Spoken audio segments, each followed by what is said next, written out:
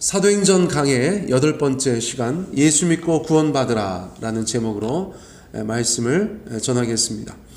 제목이 좀 또렷하고 원색적이죠. 예수 믿고 구원받으라. 그것만으로 충분하죠. 예수 믿고 구원받으시기를 바랍니다. 제가 교인들 기도할 때 여러 가지 기도 제목들 위하여 기도하지만 가끔씩은 그냥 우리 사랑하는 성도님 예수 믿고 구원받게 하여 주십시오. 그렇게 할 때도 있어요. 저한테는 굉장히 친숙한 그런 말입니다. 자, 사도행전 말씀 계속 진행되고 있는데요. 오늘 22절부터 저희가 좀 다루었으면 하는데 다 읽기가 좀 새벽 시간에 부담돼서 제가 끝부분만 읽었습니다. 본문이 짧지 않아요. 그런데 제가 좀 내용 요약하는 형식으로 말씀을 드릴게요. 여러분들께서는 성경 보시면서 잘 따라와 주시면 감사하겠습니다. 자, 베드로의 설교죠. 베드로의 설교. 자, 그러니까 22절에서는 예수님의 공생애를 말씀하고 있어요. 예수님의 공생애. 하나님께서 권능과 기사, 표적을 통해서 예수님을 증거하셨다. 그것이 내용이죠. 권능과 기사와 표적. 권능은 하나님의 능력과 관련되어져 있어요. 기사는 놀라움을 야기시키는 것들. 표적은 그 안에 어떤 영적인 진리를 내포하고 있는 사인. 그렇게 저희가 구분합니다. 권능, 기사, 표적. 예수님께서 행하셨던 여러 가지 일들을 이 세 단어로 묘사할 수 있는 것 같아요. 자, 예수님께서 보여주신 그 세 가지 일들, 그것이 우리의 삶에도 있기를 원합니다. 이런저런 모양으로 경험하곤 하는데 저희가 앞으로의 삶에도 예수님의 권능과 기사와 표적이 있기를 그렇게 소원합니다. 예수님의 살아계심을 경험하며 사는 것, 확인하며 사는 것, 그것은 저희 가운데 의미가 있다고 보겠어요. 자, 23절로 넘어가면 십자가에 못 박혀 죽으신 예수님을 말하고 있죠. 자, 그런데 누가 그렇게 하였는가? 너희가 그렇게 하였다. 베드로는 그렇게 말하고 있어요. 지금 베드로의 설교를 듣고 있는 오순절 그 아침에 베드로 앞에 있는 그 유대인들에게 너희가 법 없는 자들, 로마 사람들이죠. 이방인이죠. 그들의 손을 빌려서 예수님을 십자가에 못 박아 죽였다. 그렇게 고발하고 있어요. 자, 예를 들면 스데반 집사님 같은 경우는 돌에 맞아 순교하셨어요. 유대인들이 그렇게 할 수 있는데 예수님은 굳이 로마 사람들에게 청탁하여서 십자가형을 받게 하였다. 왜 그랬을까요? 의도가 있었다고 보는 것이죠. 저희가 잘 아는 바 신명기 21장 23절 말씀에 보면 나무에 달린 자는 하나님께 저주를 받았음이니라, 이런 말이 있어요. 나무에 달려 죽은 것은 굉장히 치욕스럽고 참담한 것으로 여겨졌죠. 하나님께 저주받은 사람만 그러한 죽음을 당한다고 생각했어요. 그러니까 율법에 따라서 돌로 쳐 죽일 수도 있지만 십자가, 그 나무에 달아 죽이면 예수가 하나님께 저주받은 사람이지 그리스도 메시아가 아니다, 절대 아니다 라는 것을 보여줄 수 있었다는 것이죠. 자, 그러므로 예수님께서 하나님께 저주받은 자로 인식시키기 위한, 대중에게 인식시키기 위한 종교 지도자들의 악랄함이었다. 저희가 그렇게도 이해할 수가 있겠어요. 자, 32절로 넘어가 볼게요. 자, 그런 내용들을 쭉 이야기하다가 32절에서는 부활을 말씀하시죠. 예수님의 부활. 예수를 하나님이 살리신지라 우리가 다 이 일의 증인이로다. 시편 16편 인용하였어요. 주의 거룩한 자로 썩음을 당하지 않게 하실 것이미로다. 시편 16편의 말씀인데 예수님은 썩음을 당하지 않으셨다. 죽음에서 일어나셨다. 그리고 우리에게 나타나셨고 우리가 그것의 증인이다라는 것을 유대인들 가운데 말씀해 주고 있어요. 부활은 이처럼 예수님을 증언하는 자들에게 있어서는 가장 중요한 주제였다고 할 수 있습니다.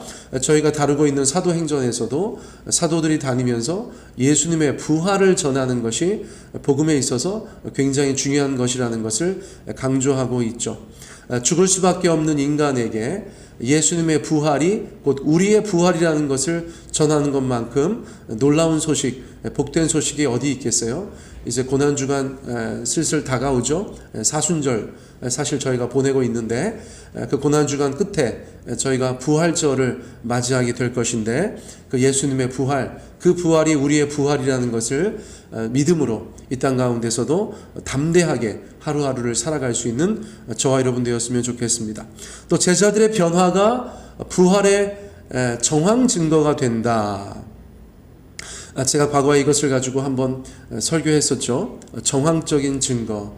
그것들 중에서 가장 강력한 것은 바로 예수님의 십자가 앞에서 다 도망갔던 제자들이 공중에 나와서 목숨을 걸고 예수님을 전하고 있는 그 변화다. 제가 말씀드렸었어요.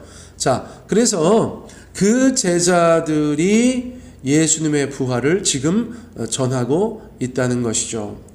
부활을 믿지 않는 사람들은 여러 가지 이유를 들어서 부활을 믿지 않습니다. 실제로 역사적으로도 빈 무덤설, 원래 그 무덤은 비어 있었다라던가, 시체 도난설, 예수님의 시체를 누가 훔쳐갔었다든가, 기절설, 죽은 것이 아니고 기절했었는데 무덤에 옮겼을 때 다시 깨어나셨다. 그런 식으로 예수님의 부활을 폄하하려는 시도들이 있었죠. 그런데 증인들의 삶과 사역을 통해 볼 때 그런 것이 아니고 정말 죽음을 맛보고 부활하신 예수님을 제자들이 만났었구나. 그렇게 볼 수 있는 그 정황, 그것이 참 중요하다고 할 수 있어요. 우리도 예수님 만났다. 그런 간증, 살아있는 간증이 어쩌면 세상 가운데 예수님을 증언할 수 있는 가장 강력한 증거가 된다. 그리고 우리는 증인이 될 수 있다. 그런 사실들을 기억하셨으면 좋겠어요.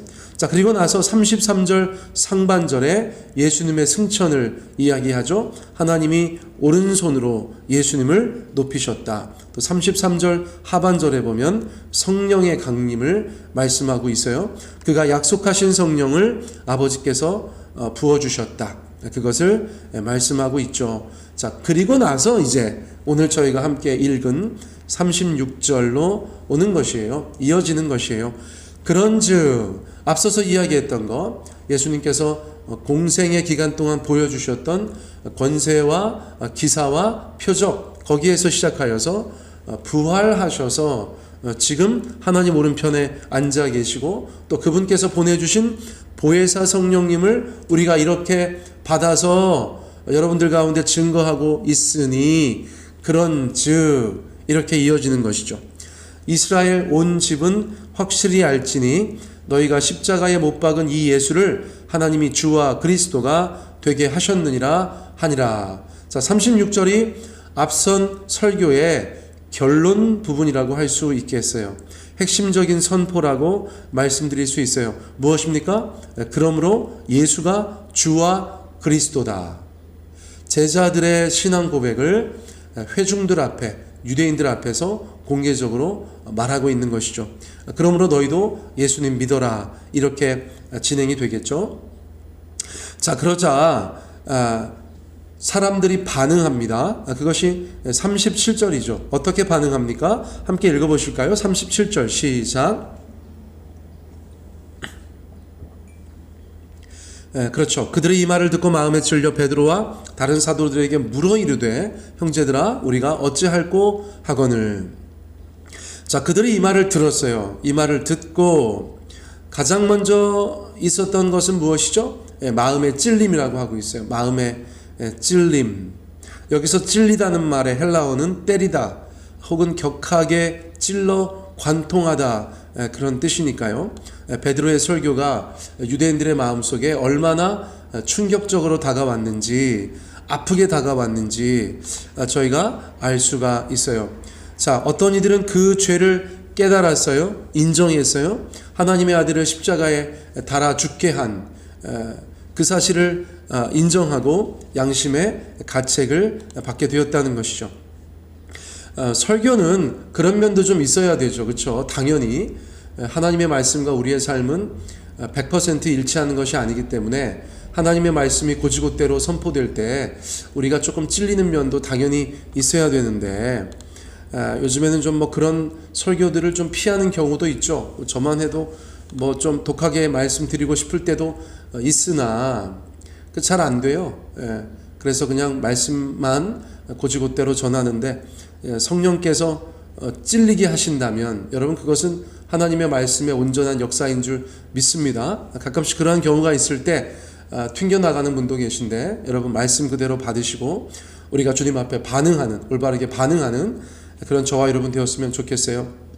그리고 나서 사도들에게 형제들아 우리가 어찌할꼬 이렇게 이야기하는데, 이것은 굉장히 필사적인 부르짖음 같이 들리죠. 그들은 자신들의 죄를 깨닫고 애통하면서 사도들에게 도움을 청하고 있는 것이에요. 자, 그러자 38절에서 사도 대표인 베드로가 답변하고 있죠. 38절 읽어볼까요? 시작. 베드로가 이르되 너희가 회개하여 각각 예수 그리스도의 이름으로 침례를 받고 죄 사함을 받으라. 그리하면 성령의 선물을 받으리라. 베드로가 뭐라고 말했어요? 첫 번째는 회개하라 그랬어요. 회개하라. 예수님을 안 믿고 예수님을 십자가에 달려 죽게 하는 그러한 삶의 방향으로 나아갔다면, 하나님을 등지고 나아갔다면 유턴하는 것이 회개다. 방향을 돌이키는 것이 회개다. 삶을 주님 앞에 돌이키는 것이 회개다. 저희가 그렇게 알고 있어요. 예수님에 대한 그들의 마음과 그분에 대한 태도를 완전히 바꾸는 것, 예수님을 죽이는 것이 아니라 우리의 삶 가운데 살리는 그 삶의 모든 변화들을 우리가 회개라고 말씀드릴 수 있겠어요. 사랑하는 성도님들, 우리가 회개한 사람들이어야 되는 줄 믿습니다. 우리의 삶의 방향이 하나님을 등지고 살아가는 것이 아니라 하나님을 향하여 살아가는 것, 우리의 언행이 하나님과 충돌하는 삶이 아니라 하나님과 합한 삶, 그런 삶이 되어야 되는 줄 믿습니다. 많은 사람들이 기독교가 보여주는 여러 가지 행태에 대해서 실망하고 있어요. 자, 그런데 그 기독교라는 것은 어떤 불특정 다수가 아니고 바로 우리들이죠. 우리들. 저와 여러분이라는 사실을 저희가 뼈아프게 기억해야겠어요.